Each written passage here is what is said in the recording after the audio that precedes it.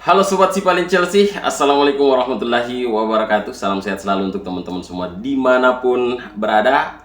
Hasil yang sangat menyenangkan ya dini hari tadi, di mana tim kesayangan kita The Blues Chelsea sukses membawa pulang 3 poin ya. Poin penuh dari Amex Stadium, markas dari Brighton ya. Tapi menurut saya tidak ada yang spesial dari permainan The Blues semalam ya, karena ya permainannya kurang lebih hampir sama dengan laga sebelumnya ya, dimana saat itu kita juga menang tandang ya di City Ground, markas dari Forest ya. Jadi ini laga pekan ke-37 ya, laga tandang terakhir kita, dan laga kandang terakhir kita itu terjadi di pekan terakhir Premier League ya, di pekan ke-38 ketika menjamu Bournemouth.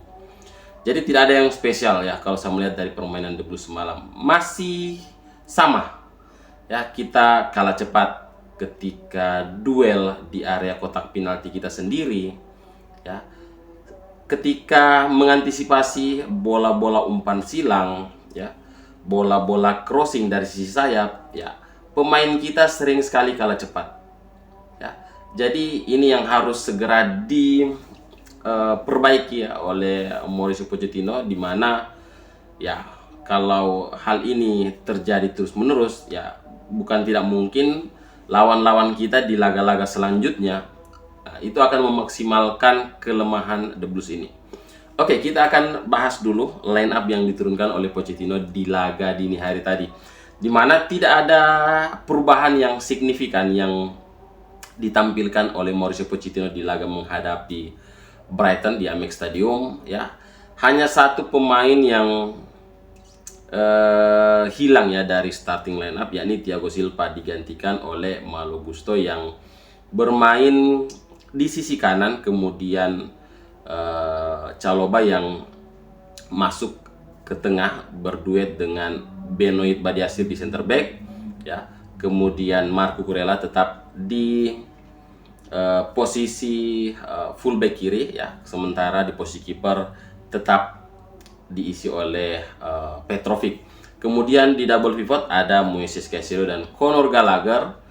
Di area flank kanan Noni Madueke yang tampil cukup jelek, bukan cuma jelek ya, sangat jelek ketika di laga sebelumnya menghadapi Forest. Tetap dipercaya sebagai starter ya di laga dini hari tadi. Kemudian Michael Mudryk ya yang mengisi flank kiri, kemudian Cole Palmer bermain di belakang Nicholas Jackson. Ya, jadi tidak ada yang signifikan yang dirubah oleh Pochettino ya. Dalam segi permainan pun masih tetap sama, kita tetap mengandalkan Cole Palmer, kecepatan dari Noni Madueke, kecepatan dari Michael Mudryk. Tetapi sayang ya, Eldirgood ya, Misa ini harus ditarik keluar ya, karena bertabrakan dengan Eric Lamptey ya, back kanan dari Brighton. Sehingga ya kabar yang saya dapatkan ya dari beberapa media bahwa Misa ini mengalami gegar otak, sehingga pergantian pemain yang dilakukan oleh The Blues semalam itu pergantian pemain khusus untuk gegar otak. Jadi di Liga Inggris itu setiap tim itu punya 2 pergantian ya, diberikan 2 pergantian untuk pemain yang gegar otak. Tetapi ya The Blues harus melaporkan ya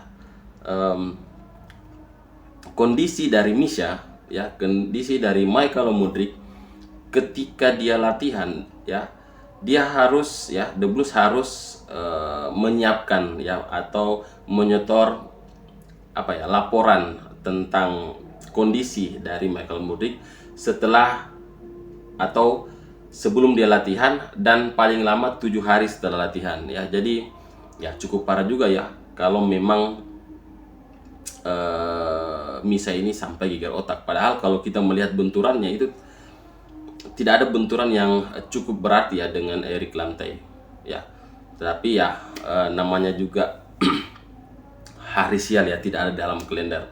Ya, kemudian The Blues akhirnya mampu mencetak gol perdana lewat Cole Palmer ya, pemain yang sangat luar biasa, City Boy, Chelsea man ini mencetak gol heading yang memanfaatkan umpan dari Marco Kurela ya. Dan sejauh ini Cole Palmer sudah mencetak 22 gol untuk The Blues Chelsea.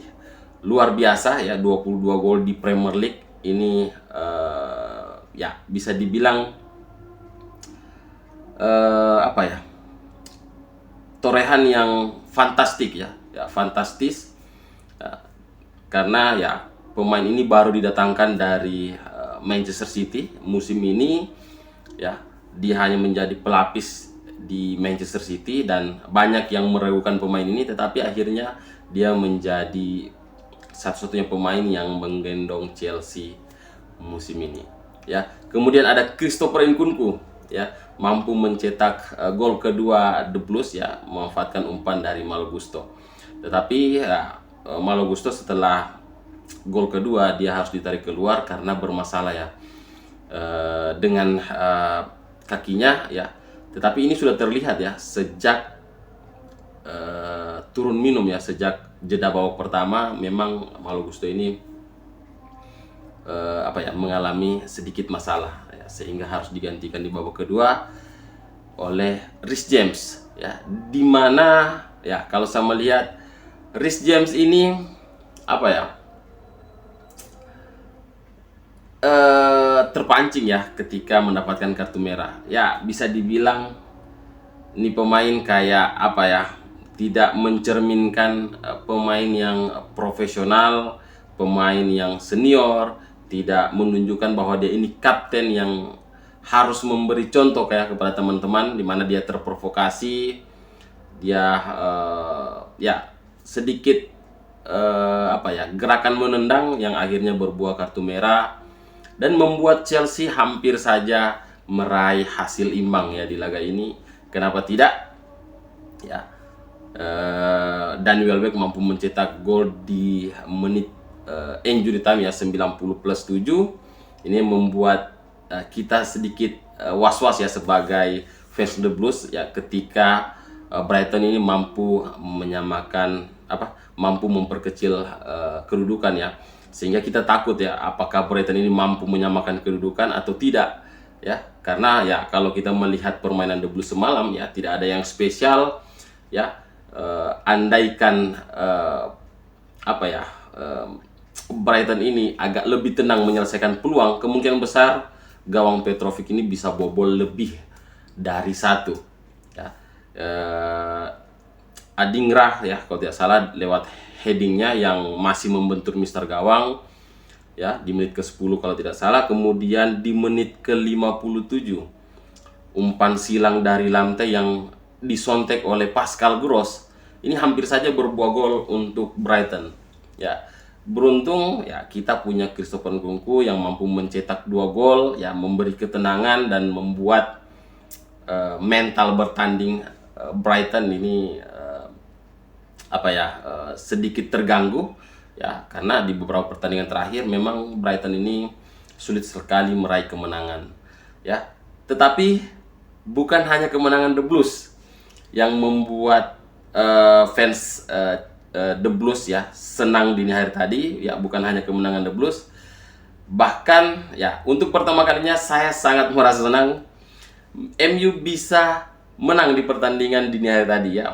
Mereka mampu mengalahkan Newcastle United yang satu tingkat di atas kita, yang membuat Newcastle harus turun ke peringkat ke-7. Dan ya kita diam-diam ya, mungkin bisa dibilang kita lambat panas, dan sekarang kita berada di posisi Big Six ya. Jadi banyak teman-teman ya fans The Blues ini menganggap ya bahwa kita ini sudah pasti bermain di Liga Eropa. Ada juga yang berpendapat kita tidak bermain di Liga Eropa, tetapi kita main di Conference League ya. Ada yang menganggap bahwa MU sudah pasti bermain di Liga Eropa walaupun hanya menjadi runner up di Piala FA ya. Tetapi format dari Premier League yang berhak lolos ke Europa League itu peringkat 5 dan juara Piala FA ya. Tetapi jika juara Piala FA-nya ini berada di zona Liga Champions, maka wakil Premier League yang berlaga di Europa League itu diwakili oleh rank ke-6 atau peringkat ke-6 klasemen akhir Premier League. Jadi kita berdoa saja ya, kita berdoa sebagai fans The Blues, semoga MU kembali melawak di final Piala FA. Oke teman-teman, mungkin itu dulu yang bisa saya share di video kali ini ya. Terima kasih sudah menonton video ini sampai akhir ya, karena azan sudah selesai ya. Saya ingin sholat isya dulu ya, karena saya bikin video ini setelah setelah sholat maghrib ya, istirahat sedikit kemudian lanjut bikin video ini. Oke teman-teman, terima kasih. Assalamualaikum warahmatullahi wabarakatuh.